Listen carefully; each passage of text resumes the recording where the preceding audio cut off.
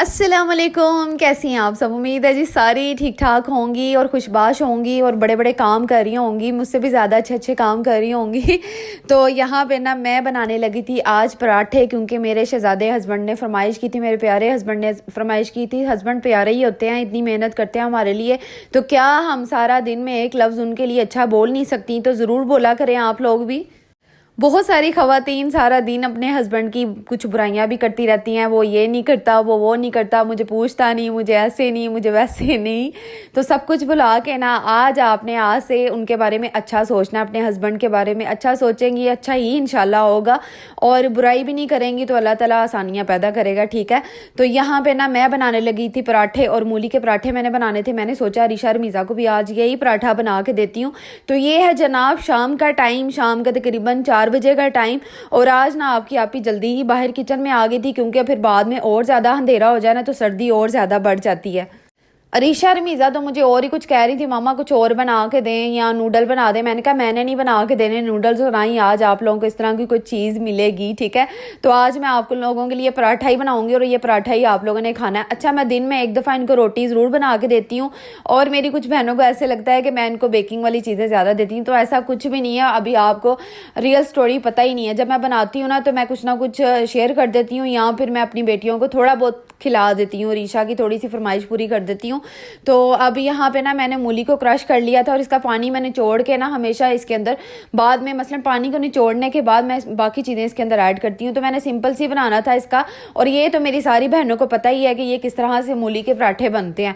तो मुझे नहीं लगता कि किसी को नहीं पता होगा। हाँ, उनको नहीं पता होगा जिनकी अभी शादियाँ नहीं हुई और वो जो है ना इस तरह के काम सीख रही होंगी। वैसे सीखने भी चाहिए, क्योंकि आगे जाके जितना आप लोगों को कुकिंग का काम आता होगा ना, उतना आगे जाके आप लोग दूसरों का दिल जीत सकेंगी। मसलन कि अपने ससुराल वालों का, अपने हस्बैंड का सबसे पहले, क्योंकि जब एक बीवी अच्छे खाने बनाती हो ना तो शोहर भी तारीफ़ करने पे मजबूर हो ही जाता है, और वो आदी होता है घर की चीज़ें खाने का, बाहर की चीज़ें फिर उसको अच्छी नहीं लगती।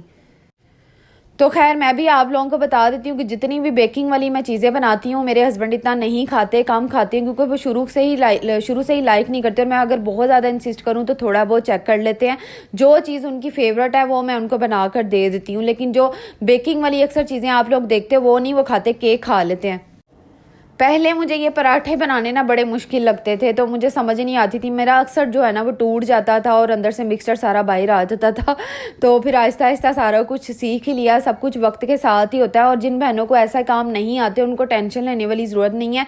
वो टेंशन ना लें, क्योंकि वक्त के साथ साथ इंसान को सब कुछ आ जाता है, और जब जिम्मेदारियाँ सर के ऊपर पड़ती हैं ना तो फिर वो सब कुछ सीख ही जाता है। जिस तरह कि आप लोगों के सामने है कि मैं भी कोशिश करती रहती हूँ, तो फिर कुछ ना कुछ आप लोगों के सामने ले ही आती हूँ।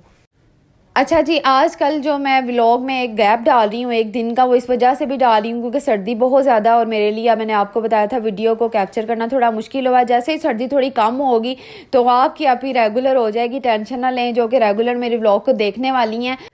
अच्छा खैर, मैंने अरीशा रमीज़ा के पराठे के ऊपर थोड़ा सा देसी घी लगा दिया था, और देसी घी फिर से ख़त्म होने वाला है। अब मैंने फिर उसको जो है ना निकलवाना है, अम्मी से मैं कहूँगी वो निकाल देंगी और भेजूँगी उनकी तरफ। मलाई मुझे कहती है मैं तुम्हारी तरफ आके ही निकालूंगी, तो मुझे ये होता है कि मैं उधर ही भेजूँ, ताकि जो बर्तन शर्तन है ना वो खुद ही धुल जाएंगे।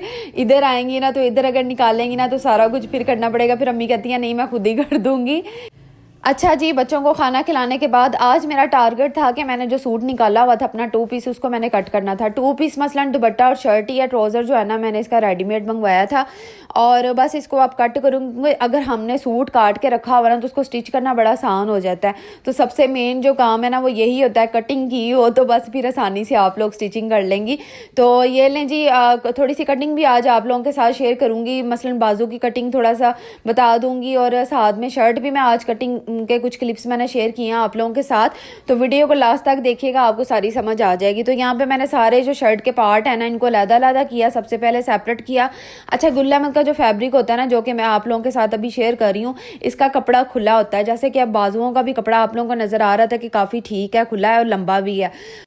खैर यहाँ पे मैंने कटिंग की, उसके बाद अब मैंने ये स्टिच स्टैंड का कवर चेंज होने वाला था और ये मुझे बिल्कुल भी अच्छा नहीं लग रहा था। मैंने बस एक चादर सी बिछाई हुई थी, अब मैं इसको चेंज करने लगी थी। मैंने कहा लाइट कलर का इसके ऊपर बिछाती हूँ और एक दो कवर मैंने लेकर आने हैं अभी, और पता नहीं मैं कब जाती हूँ लेने के लिए, क्योंकि ये जो कवर है ना मेरे जल जाते हैं, या तो मुझसे जल जाते हैं या फिर मेरे हस्बैंड अगर कभी इसको हाथ लगाएं इस्त्री को तो बस फिर उनसे ये काम हो जाता है। या फिर अरीशा जो है ना उसने भी एक दफ़ा जला दिया था, तो बस इस तरह हमारे से थोड़ी सी कोताही और गलती हो जाती है, इस वजह से मुझे चेंज करना पड़ता है।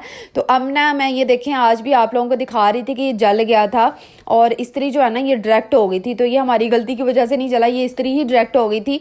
तो जब मैंने इसको नीचे रखी हुई थी ना तो ये कहीं खुद ही चली हुई थी और बस ये जल गई। तो अब इसको चेंज करने लगी हूँ। मैंने कहा साफ़ सुथरा होगा ना तो फिर इसके ऊपर कटिंग करने का मज़ा भी आएगा।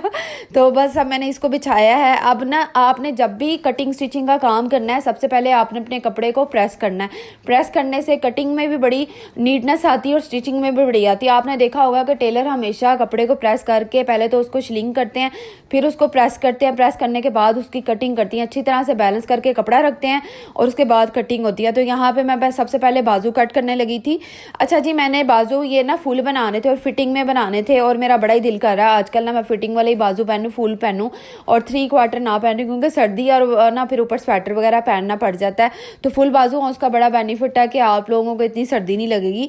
तो यहाँ पे मैंने फुल लेंथ रखने के बाद एक निशान लगाया, लाइन लगाई। अब मैंने कफ वाले बाजू बनाने थे, पफ वाले बाजू बनाने थे। तो यहाँ पे मैंने 5 इंच जो है ना ऊपर लेंथ और बढ़ा के ना ये इस तरह से निशान लगाया है और बस नीचे से फिटिंग का निशान लगा के अब एक लाइन लगाऊंगी और उसको मिला दूंगी। शेप आप लोगों के सामने है, इजीली आप लोग बना सकती हैं अगर आप लोगों को पफ वाले बाजू जो है ना वो अच्छे लगते हैं तो।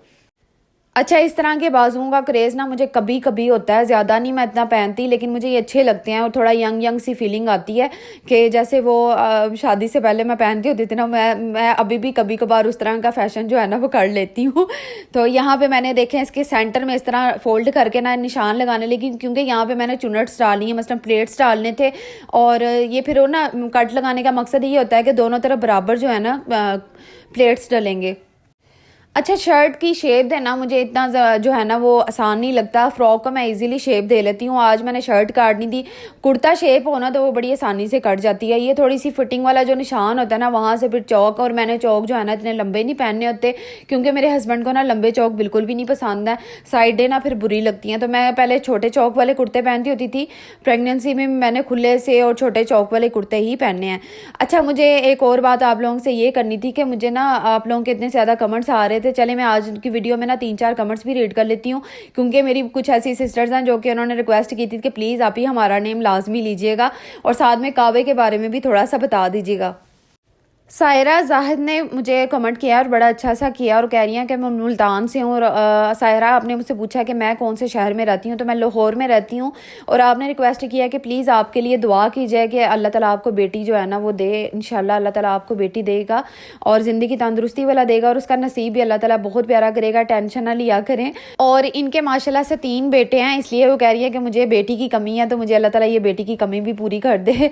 तो इंशाल्लाह ज़रूर आपको बेटी अल्लाह ताला देंगे। और देख लें, दुनिया में कुछ ऐसे लोग भी हैं जो बेटी को भी मांगते हैं, वरना मैंने बहुत सारे ऐसे पेरेंट्स देखे हैं जो कि बेटा ही मांगते हैं।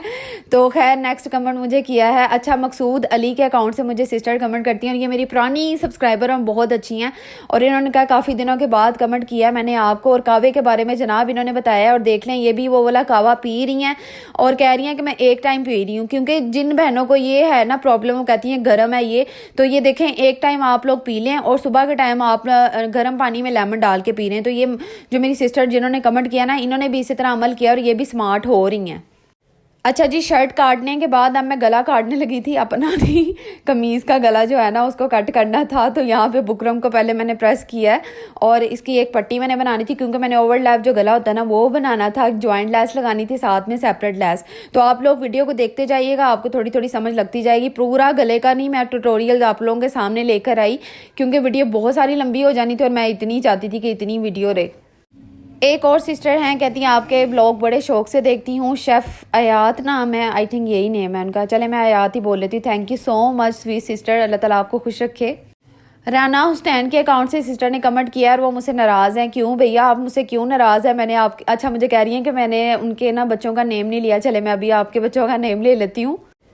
मोहम्मद हुसैन हुरैन फातिमा, बहुत प्यारे नेम है आपके बच्चों के और क्यूट भी बड़े होंगे, मुझे पूरा यकीन है। बच्चे होते ही सारे बड़े प्यारे हैं। और माफ़ किया, आपने कमेंट किया और मुझे पास्ते के रेसिपी के बारे में आपने कहा, तो जल्दी वो भी आप लोगों के साथ शेयर कर दूंगी, ठीक है। और बस यहाँ पे अब मैं स्टिचिंग करने लगी थी। गले को मैंने थोड़ा सा मसलन उसकी पट्टी तैयार कर ली थी। अब मैं ना यहाँ पे लेस वगैरह लगाने लगी थी, तो थोड़ी बहुत आपको समझ लगी होगी। अगर नहीं लगी तो मुझे कमेंट करके लाजमी बताइएगा। और नेक्स्ट वीडियो में ना इंशाल्लाह इसका पूरा रिजल्ट, पूरा डिज़ाइन आप लोगों के सामने लेकर आऊँगी और पहन के भी दिखाऊंगी कि किस तरह का मुझे पहना हुआ ये वाला ड्रेस लगा था। और मैं ना ये घर में पहनने के लिए कपड़े अपने स्टिच कर रही थी। अभी पहले आपने एक डिज़ाइन देखा, अब ये वाला सिंपल ही मैंने घर के लिए किया है।